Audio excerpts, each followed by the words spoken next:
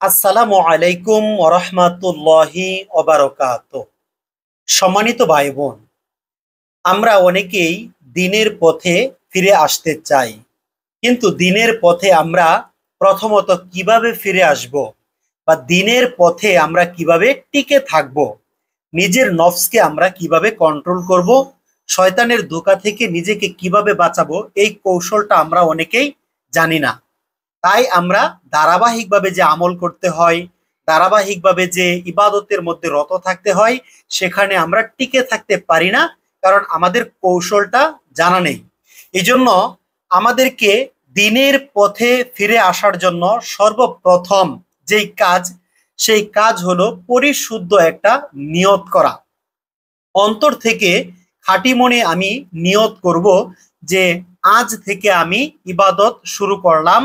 হে আল্লাহ, তুমি আমাকে সাহায্য করো, আমি যেন ইবাদতের মধ্যে কোনো অলসতায় লিপ্ত হয়ে না যাই বা শয়তানের ধোঁকায় যেন আমি পড়ে না যাই। এরকম সহি একটা নিয়ত থাকতে হবে।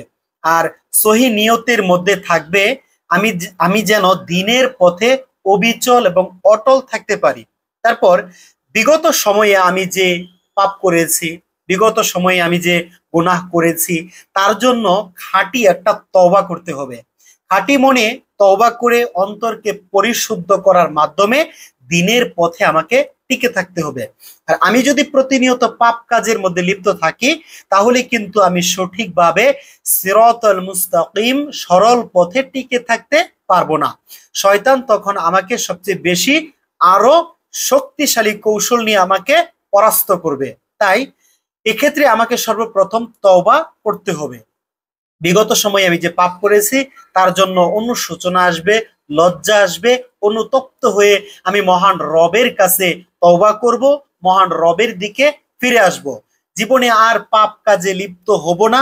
ইচ্ছাকৃতভাবে তো হবই না, যদি অনিচ্ছাকৃতভাবে কোনো পাপ কাজে লিপ্ত হয়ে যায়, সাথে সাথে তওবা করব, এতে কোনো বিলম্বিত করব না। তারপর যে কোনো ধরনের গুনাহের কাজ থেকে নিজেকে বিরত থাকতে হবে, রাখতে হবে। যে কোনো পাপ কাজ বন্ধ করতে হবে। আমার দ্বারা ইচ্ছাকৃত অথবা অনিচ্ছাকৃত যেন কোনো ধরনের পাপ কাজ না হয়ে যায়। যদি আমি আপনি পাপ কাজের মধ্যে লিপ্ত থাকি, তাহলে কিন্তু দিনের পথে ফিরে আসতে পারবো না বা ইবাদতের মধ্যে সঠিকভাবে রত থাকতে পারবো না। তাই এক্ষেত্রে আমাকে আপনাকে যাবতীয় পাপের যে দরজা সমূহ আছে, প্রত্যেকটা দরজা বন্ধ করতে হবে। তারপর পাপ থেকে বাঁচার বা দিনে ফিরে আসার সবচেয়ে প্রথম যে খাঁটি একটা তওবার মধ্য দিয়ে যখন আমি ফিরে আসব, সর্বপ্রথম কাজ হবে ৫ ওয়াক্ত সালাত আদায় করা। ৫ ওয়াক্ত সালাত আমি জামাতের সাথে নিয়মিত আদায় করার চেষ্টা করব। ফজরের সালাত জামাতের সাথে আদায় করব, এশার সালাত জামাতের সাথে আদায় করব, বাকি সালাতগুলো যথাসম্ভব জামাতের সাথে আদায় করব, ইচ্ছাকৃতভাবে যেন বিলম্বিত না করি। তারপর দৈনিক কোরআনুল কারীম তিলাওয়াত করা। অবশ্যই আমাকে আপনাকে দৈনিক একটা সময় নির্দিষ্ট করে রাখতে হবে, যেন আমি আপনি কোরআনুল কারীম তিলাওয়াত করতে পারি এবং অনুধাবন করতে পারি। এক্ষেত্রে রাতের অংশকে আমি বেছে নিতে পারি, অথবা ফজরের সময়, এই সময়টাতে আমি কোরআনুল কারীম তিলাওয়াত করতে পারি। রাতে আমি যখন ঘুমাতে যাব, তখন কোরআনুল কারীম তিলাওয়াত করব। আবার ফজরের সলাত আদায় করার পর যে সময়টুকু থাকে সূর্য ওঠা পর্যন্ত, এই সময়টুকু আমরা জিকির আজকার করতে পারি, কোরআনুল কারীম বুঝে বুঝে অর্থ সহ তিলাওয়াত করতে পারি। তারপর দিনের পথে ফিরে আসার জন্য সর্বপ্রথম আমাকে আপনাকে যে যুদ্ধ করতে হবে, সেটা হলো পর্নোগ্রাফি দেখা থেকে বিরত থাকতে হবে। ফেসবুকে বেশি স্ক্রলিং করা, রিলস দেখা ইত্যাদি পাপ কাজ যত আছে, সকল পাপ কাজ বন্ধ করতে হবে, এগুলো দেখা থেকে বিরত থাকতে হবে। চোখের জিনা থেকে আমি আপনি যদি বের হয়ে আসতে না পারি, তাহলে দিনের পথে আমি আপনি টিকে থাকতে পারবো না। কারণ পাপ কাজ করে ইবাদতের মধ্যে রত থাকা সম্ভব নয়।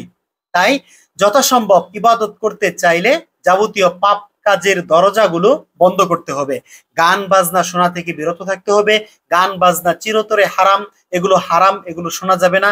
কোনো মিউজিক যেন আমার কানের মধ্যে প্রবেশ না করে, এক্ষেত্রে সদা সতর্ক থাকতে হবে।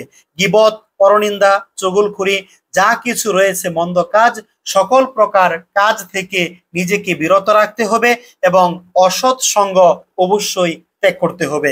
আর সৎ সঙ্গ ধরতে হবে, সুহবত ধরতে হবে, ভালো মানুষের সাথে থাকতে হবে, সৎ সঙ্গ স্বর্গবাস, এই কথার সাথে আমাদেরকে থাকতে হবে। তারপর ধাপে ধাপে আমরা সামনের দিকে এগিয়ে যাব। এই জন্য জিকির করব সবসময়, অন্তরের মধ্যে মুখের মধ্যে জিকির জারি থাকবে এবং ছোট ছোট যে আমলগুলো আছে সেই ছোট ছোট আমলগুলো আমরা করব। ছোট ছোট আমলের মধ্যে জিকিরের মধ্যে সর্বপ্রথম আমরা যেটা করব সেটা হলো আস্তাগফিরুল্লাহ, আস্তাগফিরুল্লাহ। এই আস্তাগফিরুল্লাহ এটা আমরা বেশি বেশি সবসময় পড়ার চেষ্টা করব। তারপর আরেকটু বাড়িয়ে যদি আমরা বলি আস্তাগফিরুল্লাহ ওয়া আতুবু ইলাইহি, এই কথা আমরা বলবো। তারপর আরেকটু বাড়িয়ে আমরা যদি বলি তাহলে আস্তাগফিরুল্লাহাল্লাযী লা ইলাহা ইল্লা হুয়াল হাইয়ুল কাইয়্যুম ওয়া আতুবু ইলাইহি। এই যে বাড়িয়ে এতটুকু আমরা বলতে পারবো। তারপর লা ইলাহা ইল্লাল্লাহ, এই কালেমা আমরা মুখের মধ্যে সবসময় জারি রাখবো, অন্তরকে পরিশুদ্ধ করার জন্য, তাওহীদের উপর টিকে থাকার জন্য। তারপর মহান আল্লাহ তাআলার প্রশংসা, হামদ, নাত এগুলো আমরা পাঠ করব। যেমন সুবহানাল্লাহ, আলহামদুলিল্লাহ, ওয়া লা ইলাহা ইল্লাল্লাহু, আল্লাহু আকবার, এটা আমরা পাঠ করব, মুখে জারি রাখবো।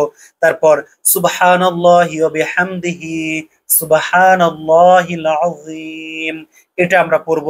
তারপর কার্যকরী একটি দোয়া, সকল প্রকার পাপ কাজ থেকে বিরত থাকার জন্য, রিজিক বৃদ্ধি করার জন্য, দারিদ্রতা মোচন করার জন্য, জীবনে বারাকা প্রশান্তি পাওয়ার জন্য, আল্লাহ তাআলার রহমত পাওয়ার জন্য, জান্নাতে গাছ লাগানোর জন্য, রত্ন ভান্ডার এগুলো অর্জন করার জন্য সর্বপ্রথম কার্যকরী একটি দোয়া হলো লা হাওলা ওয়ালা কুওয়াতা ইল্লা বিল্লাহ, লা হাওলা ওয়ালা কুওয়াতা ইল্লা বিল্লাহ। এই দোয়াগুলো আমরা মুখের মধ্যে জারি রাখবো, অন্তর ধারা উপলব্ধি করার মাধ্যমে এগুলো আমরা পড়ব। তারপর ধৈর্য ধারণ করতে হবে, ইবাদত করতে হলে ধৈর্য ধারণ করতে হবে, পাপ থেকে বেরিয়ে আসার জন্য আমাকে আপনাকে ধৈর্য ধারণ করতে হবে।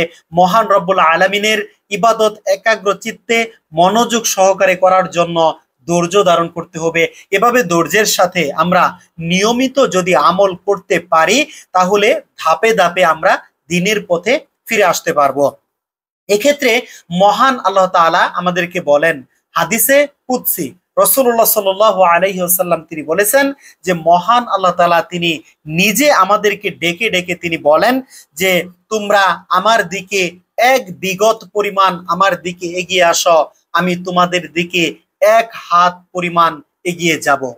মহান আল্লাহ তাআলা বলেন তোমরা যদি আমার দিকে এক হাত পরিমাণ এগিয়ে আসো তাহলে আমি তোমাদের দিকে 2 হাত পরিমাণ এগিয়ে যাব। মহান আল্লাহ তাআলা বলেন তোমরা যদি আমার দিকে হেঁটে হেঁটে আসো আমি তোমাদের কাছে দৌড়ে দৌড়ে যাব। সম্মানিত ভাই বোন, মহান আল্লাহ তাআলা আমাদেরকে সব সময় চান, তিনি চান আমরা যেন দিনের পথে ফিরে আসি। তাই আমরা যদি একটু চেষ্টা করি তাহলে মহান রব্বুল আলামিন আমাদেরকে সাহায্য করবেন দিনের পথে থাকার জন্য, ইবাদত করার জন্য। তাই আমাদের সামান্যতম চেষ্টাই পারে দিনের পথে আমাকে আপনাকে ফিরিয়ে নিয়ে আসতে। অবশ্যই মহান আল্লাহ তাআলা আমাদেরকে তার কাছে ডেকে নেবেন, মহান আল্লাহ তাআলা আমাদেরকে প্রশান্তি দান করবেন, মহান আল্লাহ তাআলা আমাদের এই প্রাত্যহিক জীবনে বারাকা দান করবেন, বরকত নাজিল করবেন, আকাশ থেকে প্রশান্তি নাজিল করবেন। তখন আমাদের অন্তর প্রশান্তিতে ভরে যাবে এবং আমরা ইবাদতের মধ্যে স্বাদ অনুভব করতে পারবো। তাই চেষ্টা আমাকে আপনাকে করতে হবে, বাকিটা মহান রব্বুল আলামিনের পক্ষ থেকে সাহায্য আসবেই, এটাই নিশ্চিত। মহান আল্লাহ তাআলা প্রত্যেক মানুষকেই সাহায্য করে থাকেন।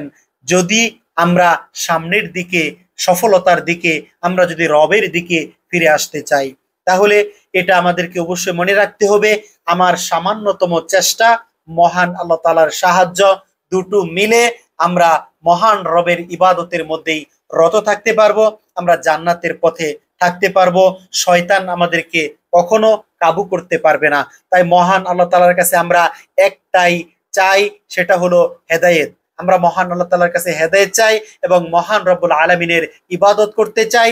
একমাত্র মহান রব্বুল আলমিনের আনুগত্য করতে চাই এবং রাসূলুল্লাহ সাল্লাল্লাহু আলাইহি ওয়াসাল্লামের আনুগত্য করতে চাই। মহান রব্বুল আলমিনের হুকুমের মধ্যে চলে রাসূলুল্লাহ সাল্লাল্লাহু আলাইহি ওয়াসাল্লামের সুন্নাহ মোতাবেক চলে আমাদের জীবন অতিবাহিত করতে চাই। তাই সম্মানিত ভাই বোন, আসুন এভাবে আমরা ধীরে ধীরে দিনের পথে এগিয়ে আসি। অবশ্যই মহান আল্লাহ তাআলা আমাদেরকে সাহায্য করবেন ইনশাআল্লাহ। আসসালামু আলাইকুম ওয়া রাহমাতুল্লাহি ওয়া বারাকাতুহু।